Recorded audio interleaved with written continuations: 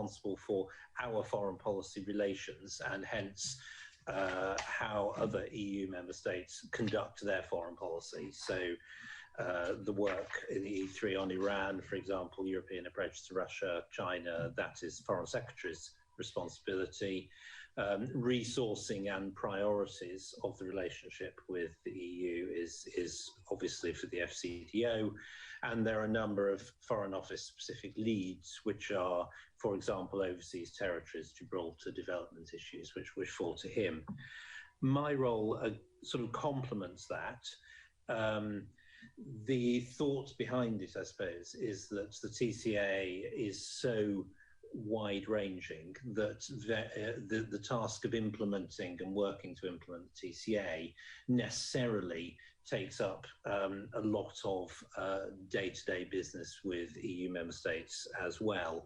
So my job is to sort of make sure that all our interests with respect to a particular member state are taken into account, properly ranked, properly sort of worked through, and we try and look at everything in the round. And my interlocutors reflecting that are the Europe leads in Prime Minister's office, Europe ministers, and so on. So that is a sort of what we feel is a natural division, and it works in practice. But obviously, it does require us to work closely together day to day to make it work. May I ask, when you were in the Foreign Service, where you had an illustrious career for many years, would you not have imagined that the Europe Minister should be a Foreign Office Minister?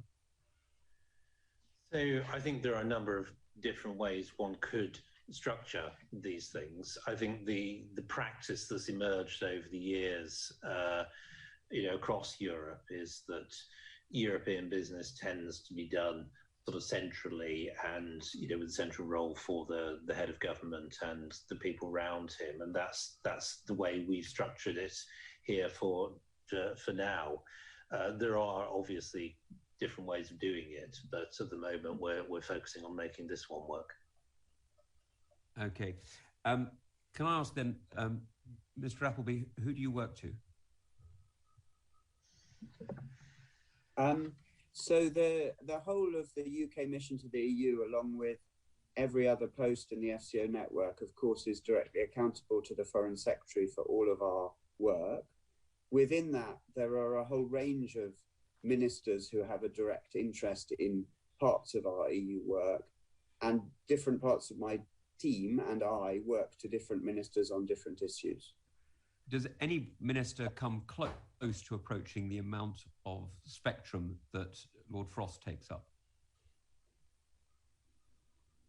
The Foreign Secretary, as well as having overall responsibility for the mission and the resourcing of the mission, the foreign policy and relationships with individual member states for that foreign policy, that takes up a very significant chunk of the work that the UK mission does.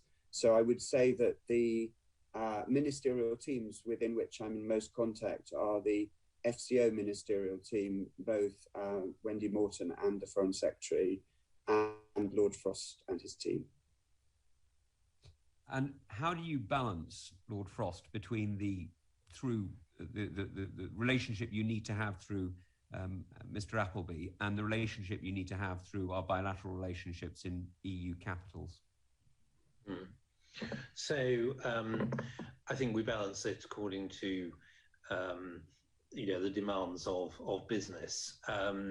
We have obviously a lot of what I do day to day is policy making on and interaction with the Commission and their teams and the people who are essentially running their side of implementation of the TCA and the withdrawal agreement. That's a big chunk of what I do.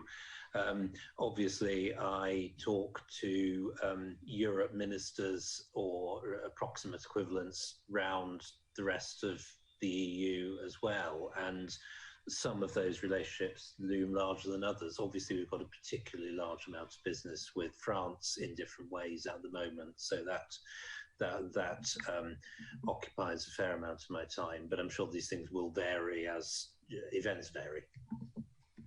And when you task embassies around the diplomatic network do you task them directly, or do you task them through the Europe Minister if they're in Europe? So I task directly. That is understood and agreed. And embassies can report directly to me or to the FCDO according to what the substance is. And now, I heard your... Sorry, forgive me for interrupting. No, carry on. I heard your answer at the beginning when we asked you whether you were the Europe Minister, and you said yes and no. I'm finding it hard to see in what way you are not at the moment.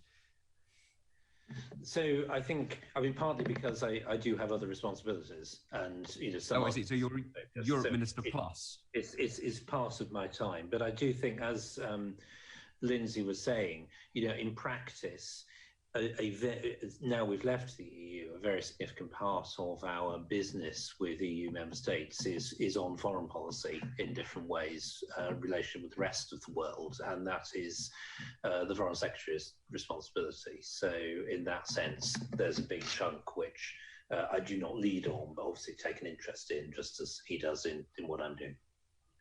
Okay, thank you very much. Now, just one last point. We heard earlier this year about the accreditation or lack of accreditation of the EU ambassador to the United Kingdom, and now the ambassador has been accredited, and I believe Mr. Appleby, your contacts have opened finally. What was the practical benefit of delaying that? So I think this was always a little bit kind of over-interpreted, possibly in public debate. I think our wish always was to find a way of ensuring that the EU delegation in London was able to do its business in a normal diplomatic way, and we've now reached agreement on that, as you say, and it's be taken forward. We did have some discussions with the EU about this last year. So it was a slightly surprising to us that it sort of blew up as an issue, but we were never seeking to kind of squeeze out the delegation or treat them as a non-diplomatic mission or anything like that. We just wanted to find the right basis, and that's what happened. And how does the basis under which they're now treated, as you say, the basis that they now accept, how does that differ from their initial request?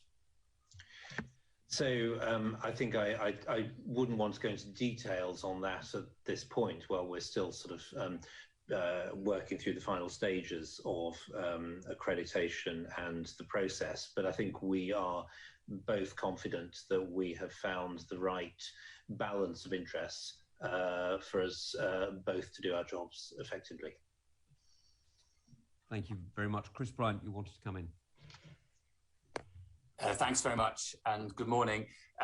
It seems to me you've basically described your job as the job that I did as Minister of Europe 11 years ago in the Foreign Office. The only difference being that there was better coordination with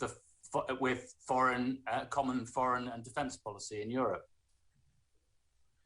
So I'm trying to remember whether I was in the Foreign Office. I think it was very, very briefly while you were doing that role. And as I said, I think there are different ways of organising these things. And although I think the way we've done it is the norm, as it were, across Europe, you can point to countries that do things in a different way. And wherever you do it, you have a coordination problem of some kind, and it really rests on those involved to make it work as best they can. I think we are making it work. So I'm not sure I would say we were better coordinated in 2010 than now. I think the situation is just so different that it's difficult to make that comparison. It feels terribly opaque, but you're right, of course, that you just have to cut it some way or other. And Downing Street, the head of government, is bound to play a vital part in any kind of foreign policy, and that relationship between the Foreign Office and head of government is bound to be essential. The question is, whose responsibility is it when something goes wrong, I guess? So let me just take you to one area where a lot of people think that we're in a bit of a bad state now, which is British performing artists being able to travel and perform elsewhere in Europe. Whose responsibility is that to sort that out now? So it's a good example actually of the question. Obviously, I led the negotiation that took us to this point and agreed the treaty. Um, without going to the history, obviously we put forward proposals that we believe would have dealt with this problem, but they couldn't be agreed, and so be it. We are where we are now, in accordance with the principle I set out at the start. In terms of implementing the TCA, which is extremely broad, it's for each Whitehall department to take forward the work that relates to it. So in this case, DCMS have the lead responsibility. They're working very closely with the FCO through the embassies in lobbying governments to see if they're willing to sort of change their visa processes where they're complicated. But this is a DCMS lead. My responsibility is to make sure that, for example, if we are lobbying country X, that ask of country X is sort of seen in the context of everything else we want from country X or anything else they want from us, and to try and maximise the trade-offs there. How on earth do we end up here? Because, you know, cultural assets, music, theatre, art, are a really vital part of Britain's economy, our exports within Europe.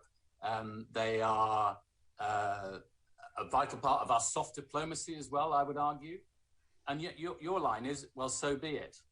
It does really feel as if this industry, which is a massive earner for the UK, has rather been sort of left to one side. And there seems to be no urgency about solving it.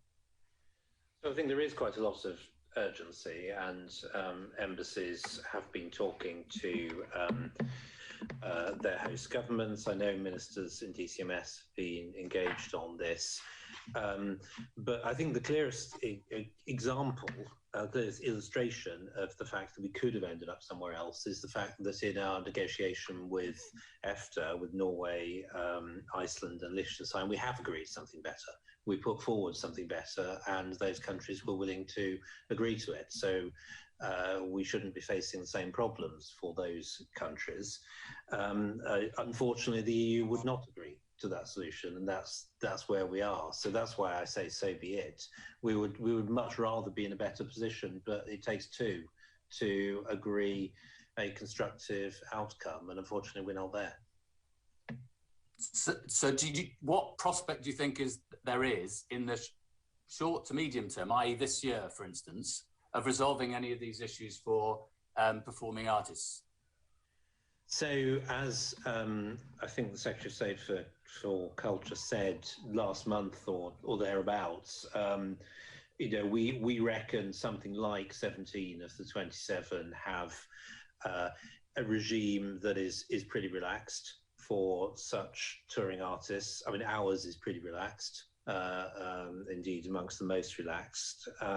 But there are 10 or so where the rules are more complicated, and that is where we are focusing our efforts to see if we can improve access in some of those areas. But obviously, we're in the hands. And they're the big ones, aren't they? The member states concerned. I don't have the list with me, I fear. I think there are big countries in both the 17 and the 10. Seems a bit odd not to have that list. But let me ask you another question in this similar field, which is about the EU is now saying that it is going to determine under its quota system for broadcast that British material made in Britain doesn't count for the EU quota system. Now, I'm not a particular fan of cultural quotas myself, always been opposed to them, but nonetheless, this is going to cut British broadcasting out of sales across Europe, isn't it? So, I mean, I've only seen the media reporting of this. They obviously were aware of discussions amongst 27. As I understand it, all that's happened is that a questionnaire has gone round asking for views on this question. So there, in terms of EU policy, there's a long way to go yet on this. We're not in favour of that. We're in favour of free circulation of audiovisual goods as of other goods. But obviously, if the EU choose to sort of harm themselves and their viewers by excluding some categories of UK content, we can't stop them. But we believe that I'm sure good sense will prevail, and we won't be in that position. But it might suggest, I mean, I agree with you about quotas, but it might suggest that it wasn't all that good a deal that was originally signed. It's a traditional position of France, which takes some shaking, that audiovisual arrangements are not part of free trade agreements. And although we started off with a more expansive position, I don't think there was ever any realistic chance coming out of this negotiation in a different place. And let me just ask one final question, which is about, and I apologise that I have to leave, I have to go and see the Leader of the House about something.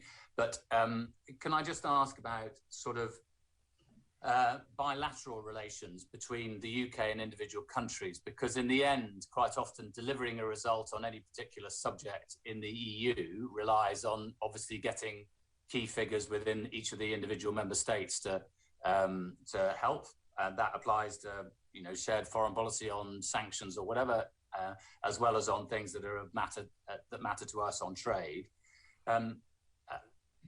This does not directly affect me, but I gather that Sweden has a deal with Canada over access for au pairs. Now, is that the kind of arrangement that the UK is going to have to be pursuing one by one with each of the individual countries? And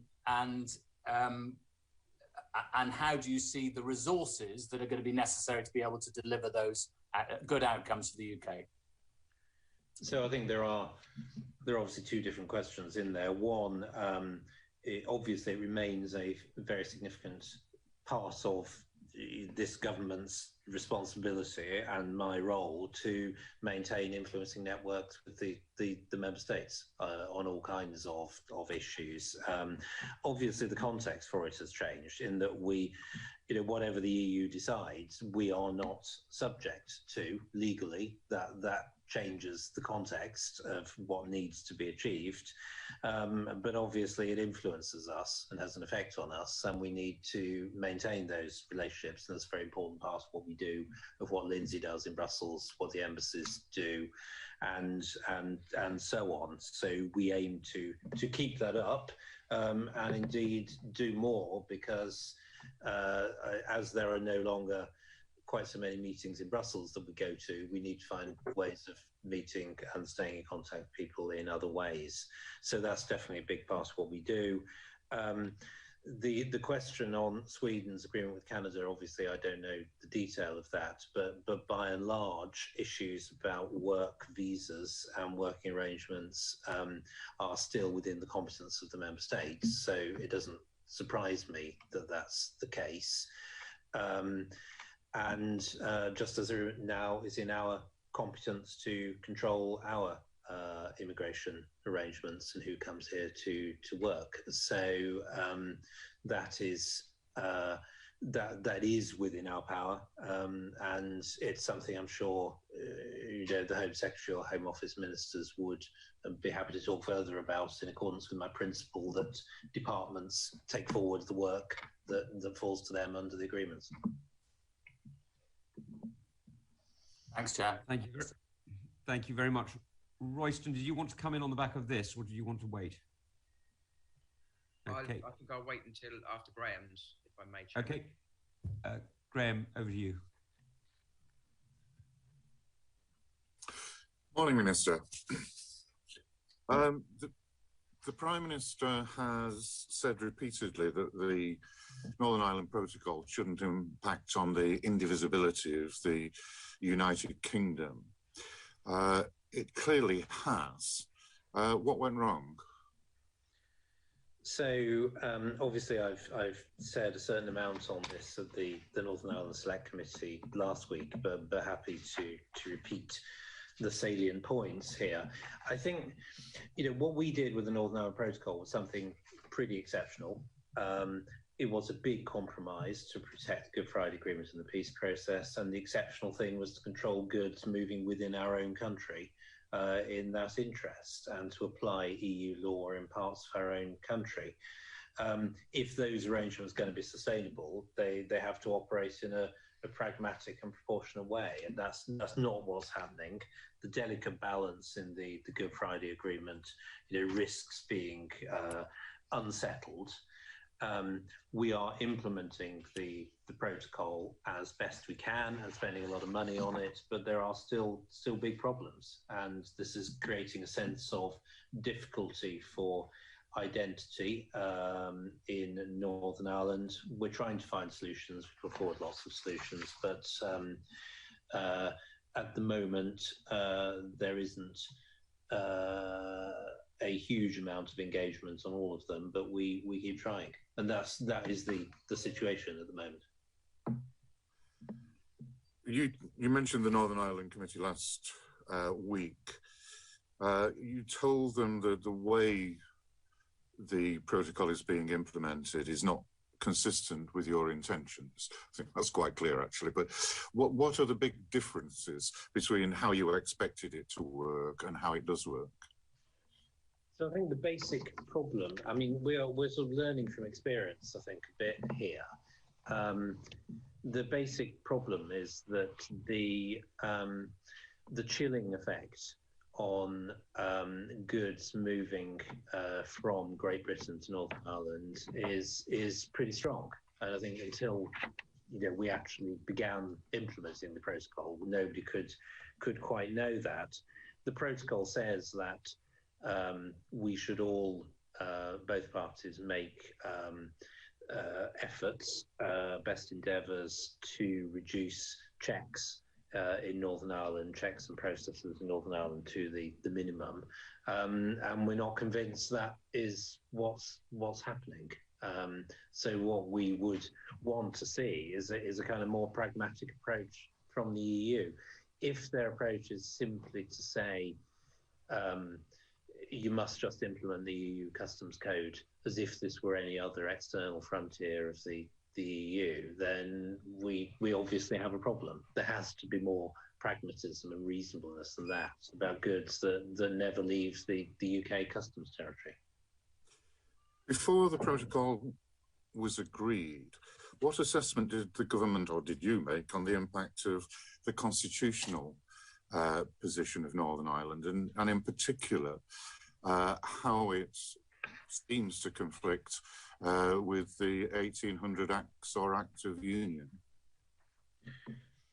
Yeah, so I mean, obviously, I don't think it's for me now to comment on the internal processes of the government and the legal advice of that time in the usual way, and I think all the more so because obviously there is a court case in being which touches on some of those issues, but obviously the protocol is embodied in the EU Withdrawal Act that received full parliamentary approval, and those issues I think were debated at the time. So I think that's probably all I can say on that issue, given the wider context here. My final question, if I may. The outgoing leader of the DUP, Edwin Poots, has said that he expects a significant change to the benefit of Northern Ireland in the immediate future, although most of the press are reporting that negotiations are frozen and stuck. Did Edwin Poots, was he right to have that expectation? So, I mean, obviously, I can't comment on the private conversations and accounts of them, but I think we haven't made a secret of the fact that we find it hard to see how, as currently operated, important elements of the protocol are sustainable. So I don't think that's kind of new judgment. We've also said that we are considering all our options, and we are doing so. there is a real world timetable to things that needs to be taken into account when we do that. So that's sort of where we are at the moment, where we're actively considering the options to deal with the situation that is, it's hard to see as sustainable. I would just pick up one comment you made on negotiations, because I said earlier that I think in many areas negotiations there wasn't a lot of traction. That's not true of absolutely every area, and we are having lots of technical discussions with the Commission. We have put in our proposal to extend the grace period on chilled meats, which expires very soon, and I know both sides are thinking very actively about that. So I wouldn't want to leave the impression that nothing is happening. Quite a lot is happening. In one or two areas there's engagement, and in other areas it's more difficult. Thank you very much.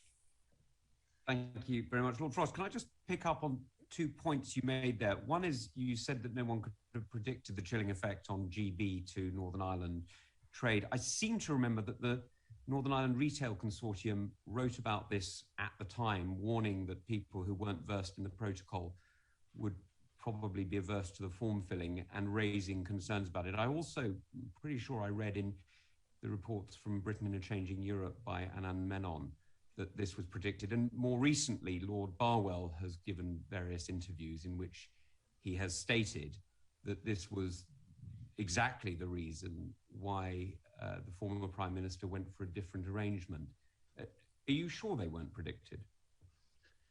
So I'm not saying that nobody suggested that such a thing could happen. I think what we've seen, though, is that the effect has been pretty marked, and actually one of the things that's been pretty marked, not just on GBNI movements, but in other areas of trade in and around Northern Ireland, is how rapidly companies have responded to the different incentives and the different possibilities for moving goods, and that has happened pretty rapidly.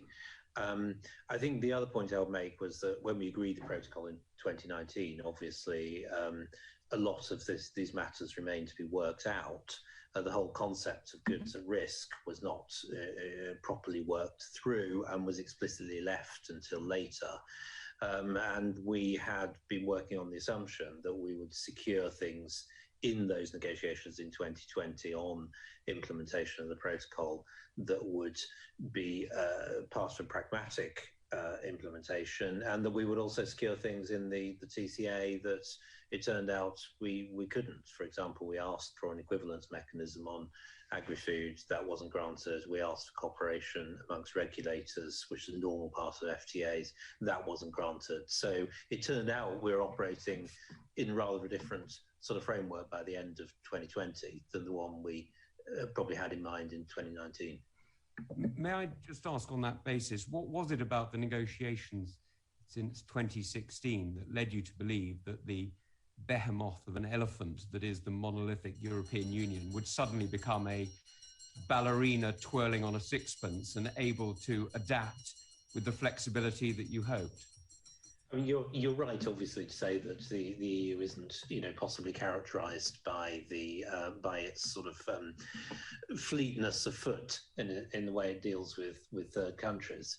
But we did hope, and I think have reason to expect, and still do have reason to expect, that in the very special context of Northern Ireland, they would see things differently. After all, that was the very reason we had to agree a protocol and special arrangements in the first place. And I think we felt that after 3 or 4 years of negotiation, it was pretty clear that we were dealing with a sensitive and delicately balanced situation in Northern Ireland, and there would be some responsiveness to that. And to be fair, I'm not saying there's been no responsiveness, merely that we're not there yet and we haven't found the right balance to deal with it. Okay, I mean, yours and my experience of the European Union would suggest that hope against a legalistic monster that is the Court of Justice and various other EU institutions is certainly an ambitious way to proceed. It is possibly ambitious, but we are hoping and were hoping and still hope to have a kind of constructive relationship with the EU more broadly. And we saw this as a big part of it, and we still hope we can get there. I think, as I've said before, I think the EU does need to try and find a way of dealing with big third countries in its neighbourhood that is a bit more responsive and sort of fleet of foot, and isn't about a kind of cookie cutter approach fitting everything in the same template. I think that's very aspirational, but I'll now hand over to Royston Smith. Thank you, Chairman. You covered a bit of what I wanted to talk about, but I will ask Lord Frost, if I may, what did you learn about the EU as a negotiator at your time, or from your time at UK Rep and as the FCDO Director for Europe?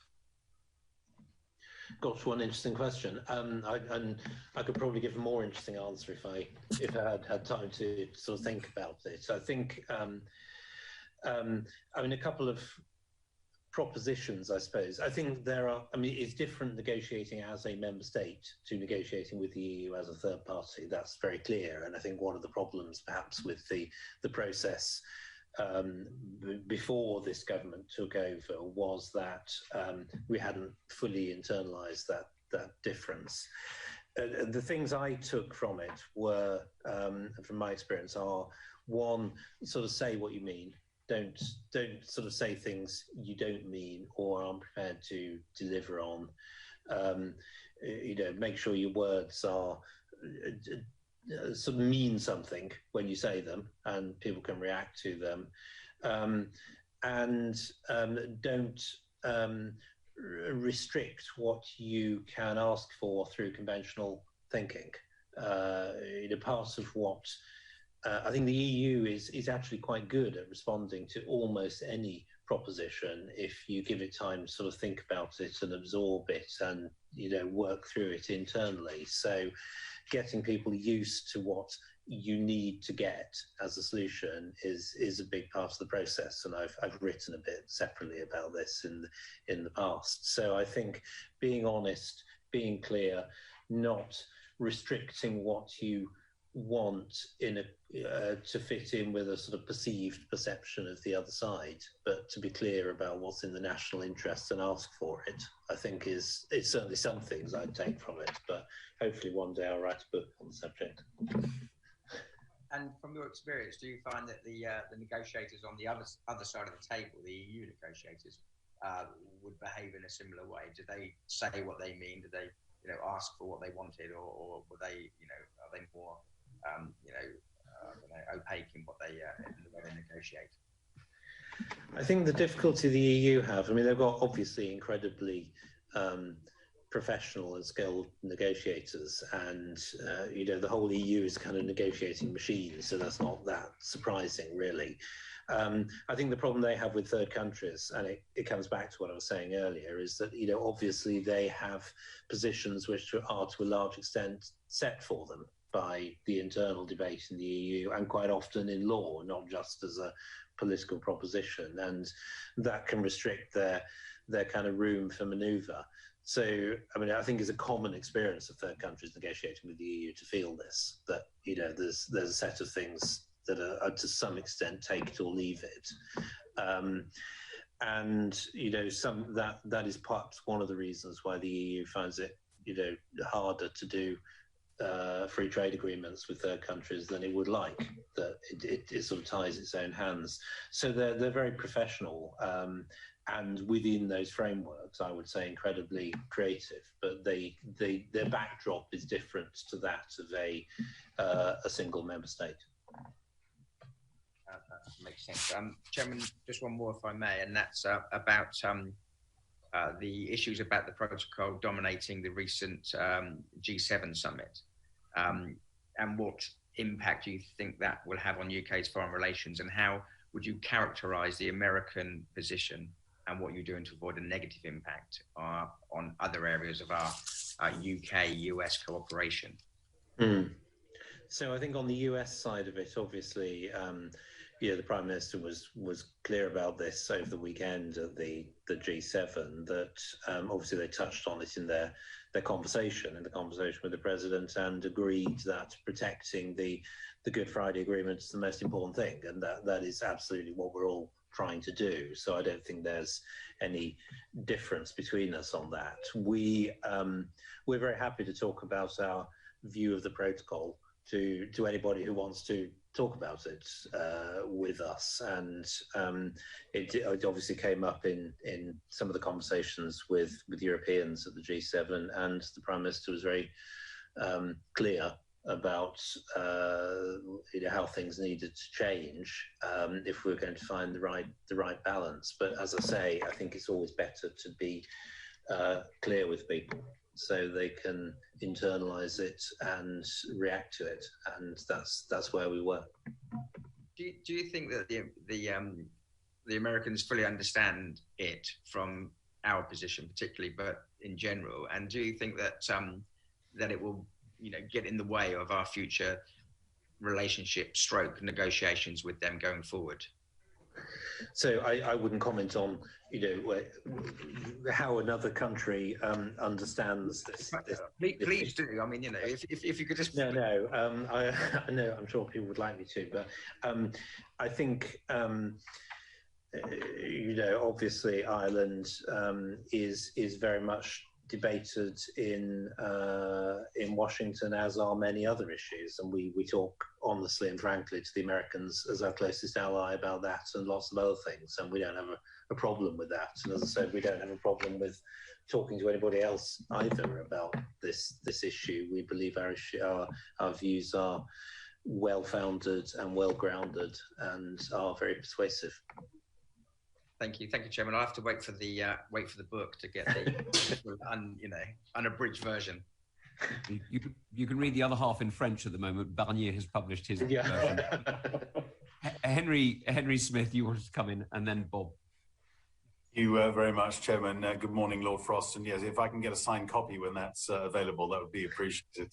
Obviously, Gibraltar left the EU last year at the same time that the United Kingdom did. And of course, there are ongoing negotiations with Spain on border issues. I think you have been recently quoted as saying that in talks, there are several issues yet to be fleshed out. What are those issues, and how difficult do you expect negotiations with Madrid and the EU to be, and what sort of timescale are we looking at?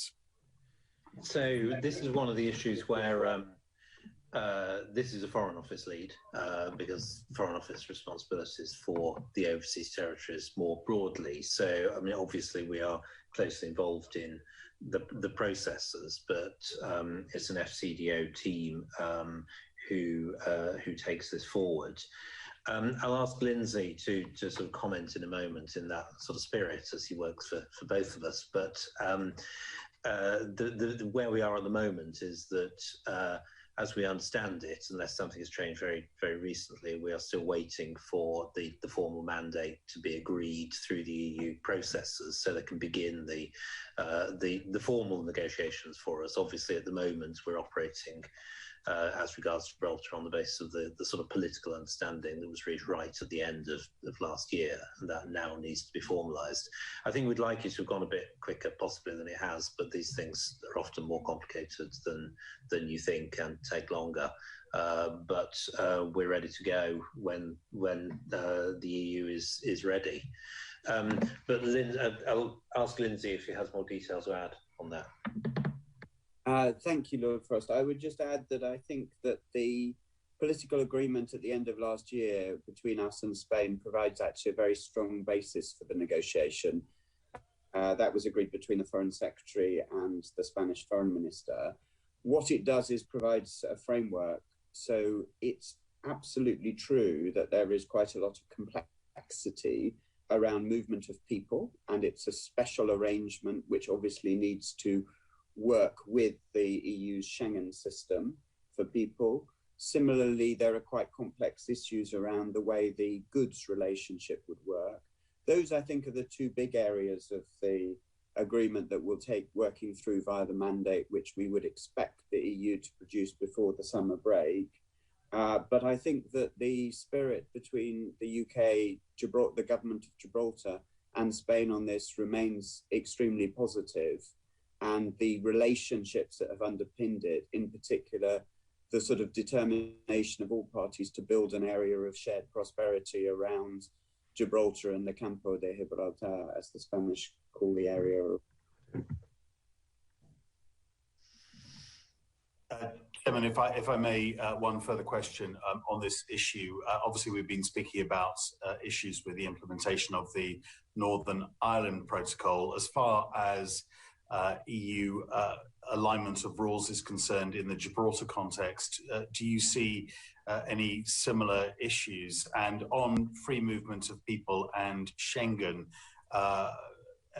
any progress with regards to possibly the Cordoba corridors at Gibraltar Airport being a solution to that? Can I turn to Lindsay again on that, if that's okay, Chair? Yes. So on the people work, then it's actually rather a different context and rather a different solution than was envisaged originally in the Cordoba agreement, because the context has changed with it being an external EU frontier. So we are instead looking at a solution which fully opens the whole of the border area rather than just having a corridor through the airport. In terms of whether there are parallels with other situations, whether in Northern Ireland or elsewhere, I would say that I think the EU recognises that the situation in Gibraltar is rather distinctive, as the situation in other situations where we found agreements. I'm afraid the connection to Brussels seems to be as poor as some of the negotiations. Henry, have you concluded? I think for the purposes of time and technology, I have. Thank you. Bob, over to you, and then straight on to Stuart afterwards.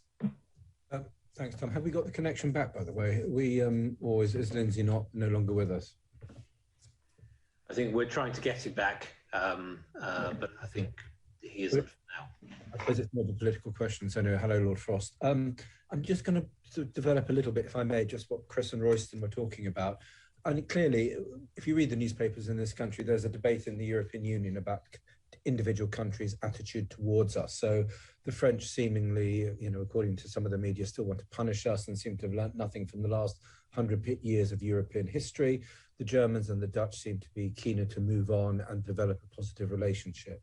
How does the division between EU nations over how to treat us help or hinder your negotiations? And what is the Commission's how does the Commission balance these competing interests, whether to be hostile to us on principle because of Brexit to punish us, or whether to move on and to provide actually a useful working relationship for the nations and peoples of the European Union and the UK? So I could talk probably on that subject for hours, but we'll not do so. I think I do think it's probably too simplistic to say that some want to punish us and some want to move on. I think it's more complicated than that. I actually think a lot of what we're seeing is sort of it's not quite teething troubles. It's definitely settling down. There's been a big change in the relationship, and lots of things have changed very rapidly, and everybody is kind of adjusting to that, and so are businesses and stakeholders and so on. And obviously that impacts more on some countries than others, and we're seeing that play out. And I think we just got to let that play out to some extent and sort of manage it as responsible international actors should, and I think we're seeing that happen. But I think it's reasonable to think it will be sort of a little bumpy for some time because of that. I said last week at a speech at another event that I think we would have been, those who campaigned for leave would have been surprised to think that the relationship was as sort of relatively difficult as it is now. It's not something that we want. We do think that sooner we can move beyond the settling down process, the better.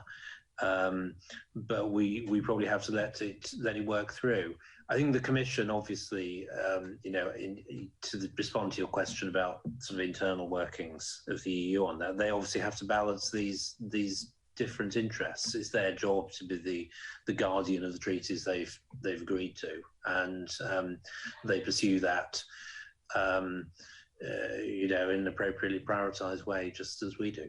But Lord Frost, okay, then I understand the complexities of this, and clearly you don't want to be drawn because one can talk forever about it. Who is the biggest, or which nation or entity is the biggest stumbling block to that better relationship? Is it, what we see in the papers, the French, or is it the Commission, because they are having to interpret and try to keep the rules of the EU that they've developed? So where is that stumbling block? And is the Commission arguably much maligned in this country, but not necessarily the biggest problem? So again, I think it's hard to generalise.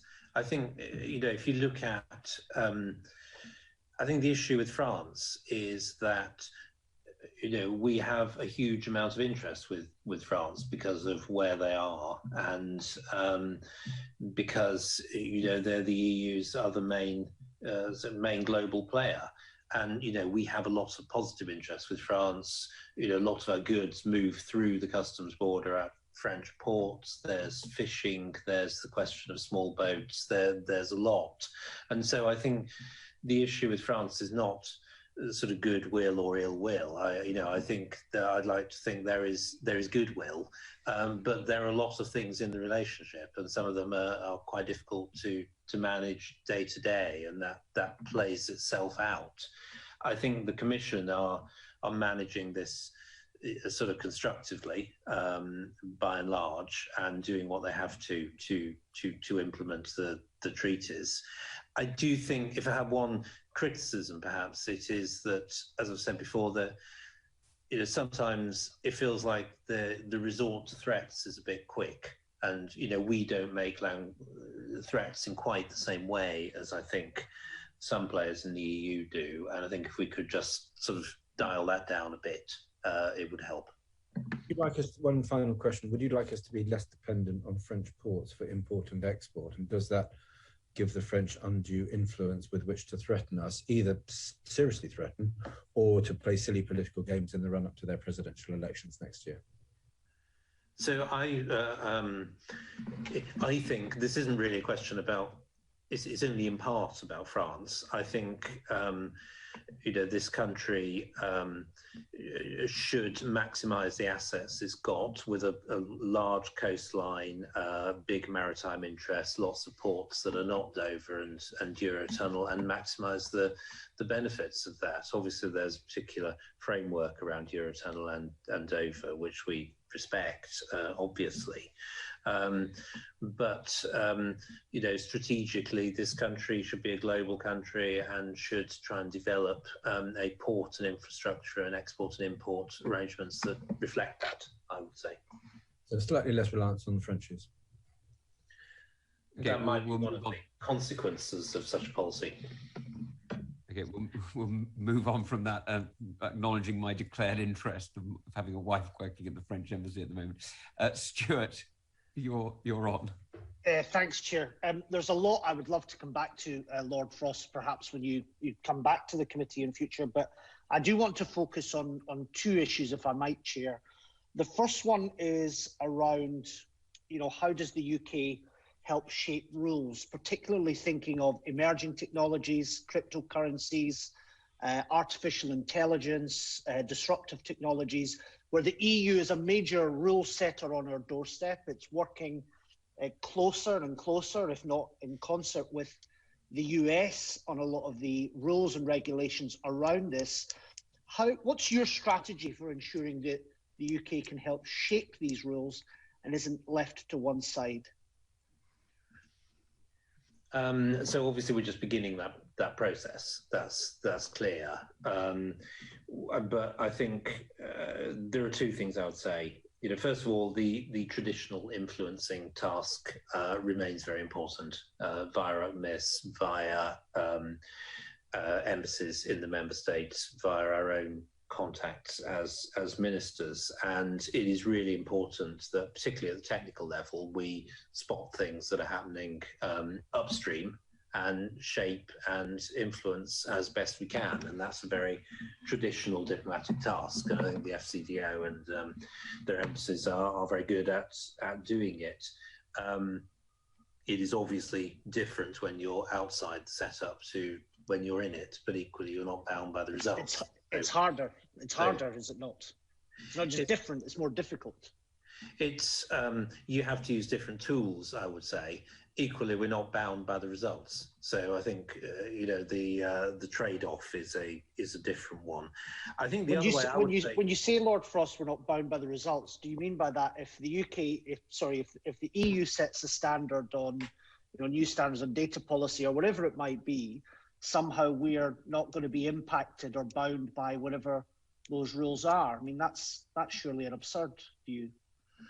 Well, I don't think it's absurd. I think we're not part of the EU legal framework, so we're not bound by those rules. Clearly, sort of everything that happens in the world has some influence on us in some way. So we're all connected in that sense, but some things influence us more than others, and not being part of the legal framework is clearly a different situation. But the other answer I'd like to give to your question is that I think another way we are going to influence is by acting ourselves. I mean, it's sort of commonly said that the EU is quite slow at responding to new technologies, to changing its rules, to learning from mistakes that it's made. Who benefits if we act by ourselves and not in concert with major rule setters, other, like-minded liberal democracies like those in the European continent? China, Russia? It depends what the policy area you're talking about is. Sometimes it'll make sense for us to go with European rules. Sometimes it'll make sense for us to go with American rules. Sometimes it'll make sense for us to act ourselves, because we are the fifth or sixth biggest economy in the world, and what we do matters. If we set up faster than the EU better regulatory frameworks in new emerging areas, then I would expect that would influence the EU as well. And I very much believe in the sort of regulatory competition and learning from each other as a way forward. And I think one of the problems with the EU is that it's squeezed out that over the years. And that is why we have often said that the UK not being part of the EU legal structure could actually be an advantage for the EU in some ways, as it's forced to compete and challenge itself. I'd love to challenge some of that, but I'm very conscious of the time. And I do want to very quickly ask you about defence and security cooperation. You were almost the national security advisor. Why do we not have a comprehensive security and defence treaty with the EU? So there obviously is a comprehensive defence alliance, which includes most, if not all, EU member states and others, which is NATO, and that's the fundamental arrangement for our security. That's the cornerstone. It's just been renewed, obviously, at the summit last week. It is our view that we can have extremely close cooperation with the EU in all kinds of sort of foreign policy and security and defence areas without having a formal treaty relationship with it. And I think so far that's been borne out. Obviously, we look at areas like EDF and PESCO and EDA, but at the moment, the terms for third country membership don't seem quite right, and that is. So the terms for PESCO seem to be okay for the US. They seem to be okay for Canada. What does the UK not like about the terms? So I think we are again. This is an issue that's perhaps more for other ministers than me, but we have some concerns about the rules for third countries, restrictions on use of IP and export controls, for example. Every country takes its own view about the right trade-offs for it in such agreements like that. And, some countries may come to different views about that, but at the moment we think the trade-offs don't quite suit us. But we keep all these things under review. I don't think we have a sort of ideological position about this as a third country. As you say, some third countries do have relations. It's a question of do the benefits outweigh the potential costs. And can I ask you finally, Chair, the government has ruled out notifying Parliament in advance if it chooses to join any PESCO projects. Who made that decision and what's the thinking behind it, and how on earth does that help make Parliament more sovereign? So I wouldn't want to comment on that. That particular aspect is not my direct responsibility. I personally find it difficult to imagine that we could take decisions like that without quite a lot of debate around it. And I think that's just a reality of the situation. But as I say, it's not my direct responsibility, and I want to sort of be correct about that. It might have been if you'd become the National Security Advisor. So would you have advised the government to tell Parliament if it was going to join a PESCO project on, say, military mobility? So I wouldn't like to. I would like you to. I would like to answer hypothetical questions about my evanescent tenure as National Security Advisor. Thank you, Chair. Can I bring in Andrew Rossendale, please, who has some questions for you? Good morning, Lord Frost. Can you see me okay? I'm sorry, I'm on my iPhone rather than on a laptop. So you're side on, but we can hear you, Andrew. So speak up, and we'll work with it. Okay, thank you very much. Good morning, Lord Frost. 2 or 3 very short points I'd like to make and ask for your reaction.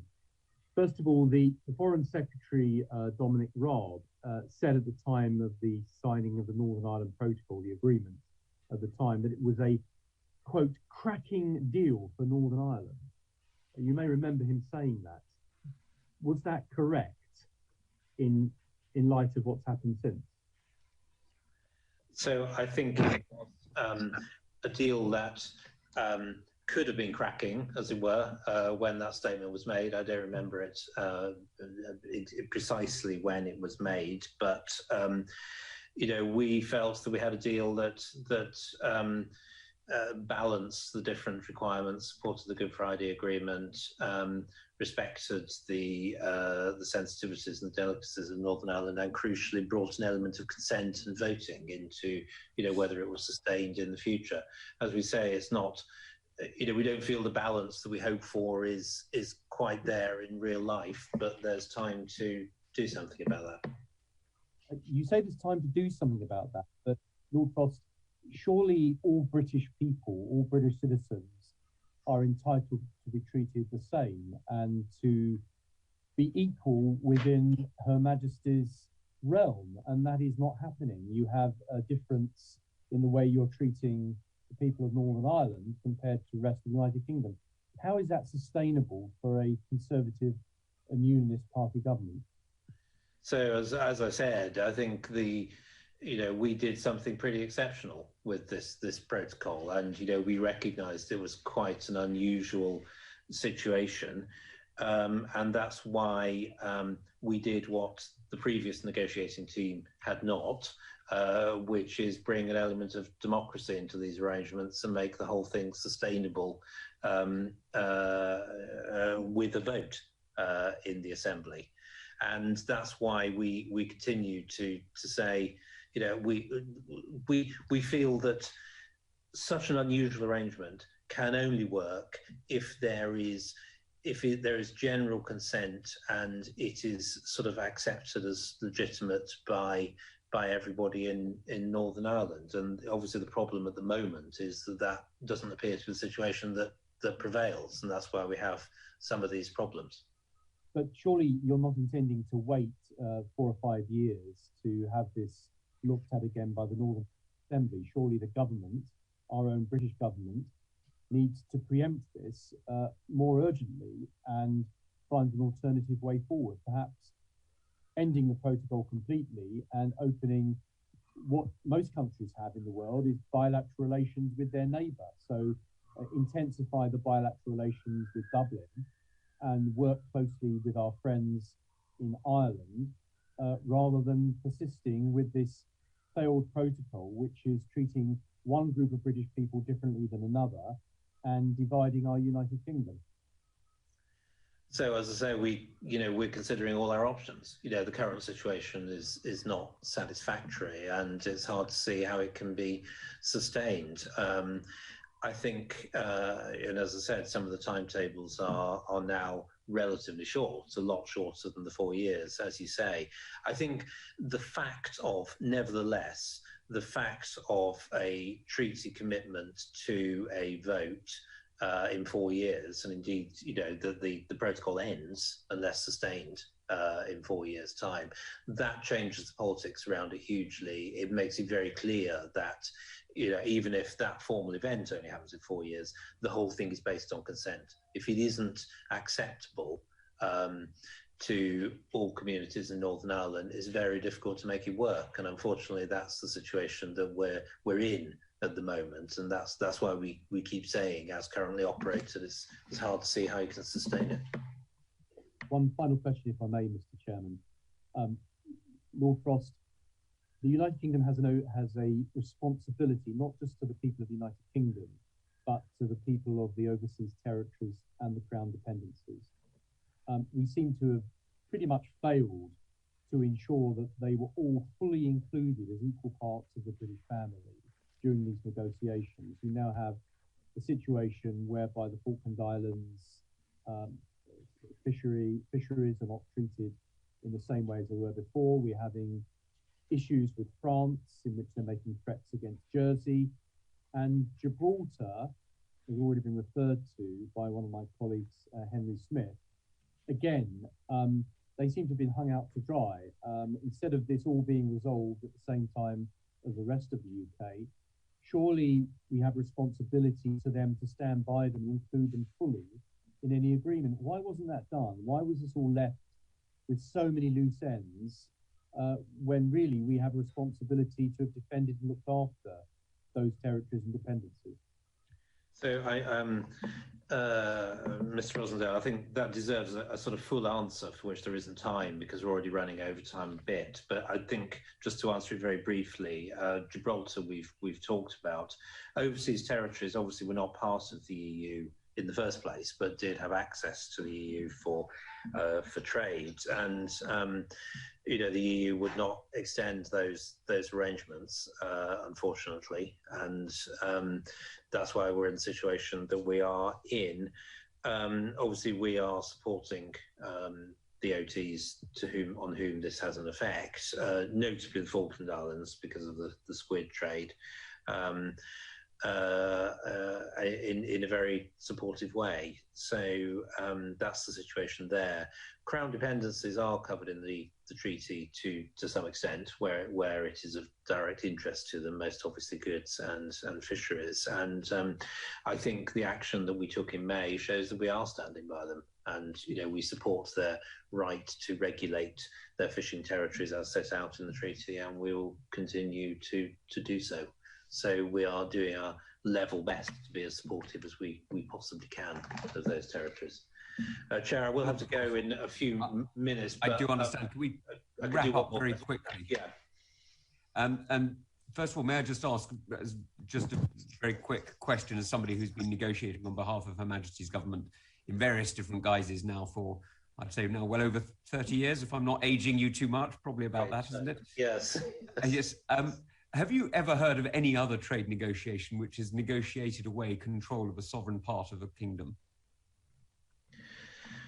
I couldn't say that I'm familiar with absolutely every negotiation that's been done by every country. I don't agree that's what we did in this negotiation. If you're referring to Northern Ireland, the protocol is very clear about the territorial integrity of the UK and Northern Ireland's position as part of the customs union and the single market of the UK. I don't deny that we did something very special and unusual, and we did it for good reasons, and we hoped that it would work, but at the moment it is not working particularly well. Okay. And may I just follow up with a couple of bilateral questions, which is very briefly, Shall I come in on those? we're really just closing up, Claudia. So go on, one question if you want to, but very quickly. Well, I know we've run out of time, but I just want to ask this question. The government is clearly seeking bilateral agreements with individual EU countries to build on the arrangements in terms of the UK-EU deal. What are its priorities, and with which countries in that regard?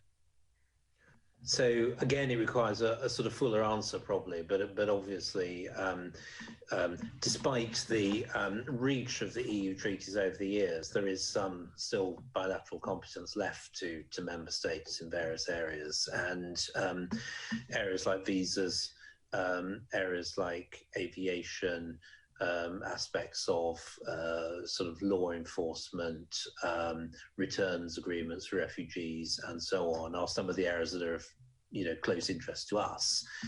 We talked about the musicians and touring performers earlier. So those sort of areas are the areas where we'd like to sort of pursue and see what can be done.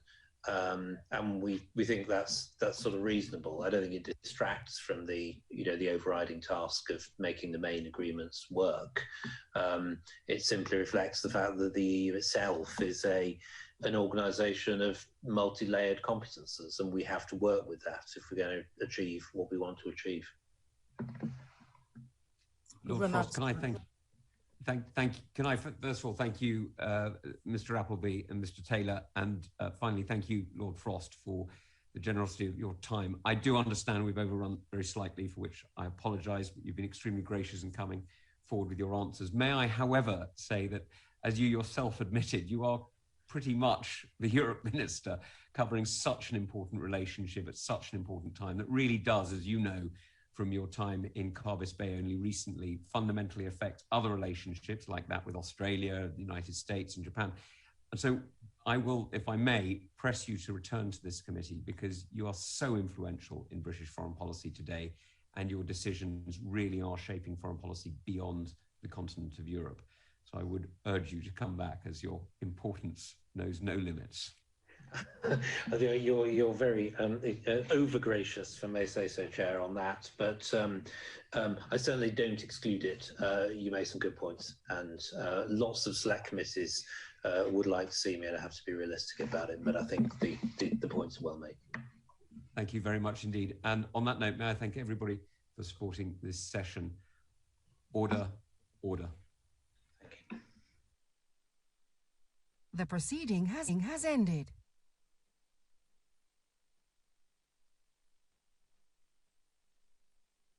The proceeding has ended.